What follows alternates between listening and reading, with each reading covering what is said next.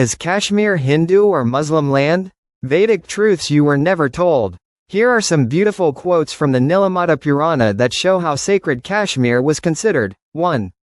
On the divinity of Kashmir. This land, Kashmir, is the abode of all gods. It is the land which gives liberation even without any effort. Nilamata Purana, verse 24. Meaning, Kashmir was seen as so sacred that even without hard spiritual effort, just being there brought spiritual blessings. 2. On Kashmir's creation by sage Kashyapa, the great sage Kashyapa drained the water of Satisaras and made it a habitable land for men and gods alike. Nilamata Purana, verses 65-70. Meaning, the land of Kashmir was prepared for living by the divine act of sage Kashyapa. 3. On Kashmir as a paradise, the beauty of Kashmir surpasses even the heavens. Those who live here are blessed beyond measure. Nilamata Purana, verse 123. Meaning, Kashmir was considered more beautiful and divine than even Swarga, heaven, itself. 4. On sacred rivers, the river Vatasta, Jhelum, is more sacred than the Ganga. She destroys sins and grants liberation to all beings. Nilamata Purana, verse 326. Meaning, the Jhelum river, called Vatasta in Sanskrit, was revered as deeply sacred, even more powerful than the holy Ganges. 5. On rituals and festivals, the people of Kashmir must honor the gods, perform yajnas, sacrifices, and celebrate festivals with devotion to preserve the sacredness of this land. Nilamata Purana, verses 800+.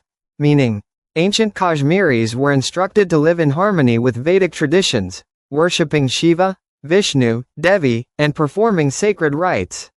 In essence, the Nilamata Purana presents Kashmir as a divine Vedic land, a gift of sages and gods, meant for spiritual growth and living in Dharma, cosmic order. Here's the beautiful story of goddess Uma, Parvati, and Kashmir from the Nilamata Purana. The legend. Long ago, when the land of Kashmir was still submerged under the great lake called Satisaras, Lake of Sati.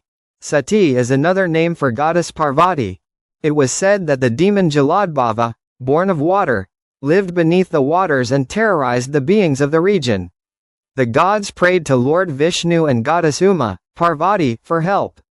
Goddess Uma, filled with compassion, decided that the sacred land needed to be liberated for the good of humanity. She manifested herself in the region as the spiritual essence of Satisaras, the sacred lake. Then, sage Kashyapa, blessed by Vishnu and Parvati, performed intense penance and prayers. With their divine blessing, he drained the waters of the Satisaras, making Kashmir's beautiful valleys appear. Thus, the land of Kashmir is seen as the physical form of goddess Uma, pure, sacred, nurturing, and eternally beautiful, a gift from the mother goddess herself. In simple words, Kashmir is spiritually the manifest body of goddess Parvati, Uma. It was originally a sacred lake named after her, Satisaras. After the waters receded, the land became habitable and extremely holy. A beautiful verse about this connection, from Nilamata Purana. This land, emerging from the sacred lake of Sati, bears her essence. Blessed are those who dwell here, for they tread upon the body of the goddess herself. In short, according to ancient tradition, Kashmir is the embodiment of goddess Parvati, a sacred space gifted for human and divine harmony.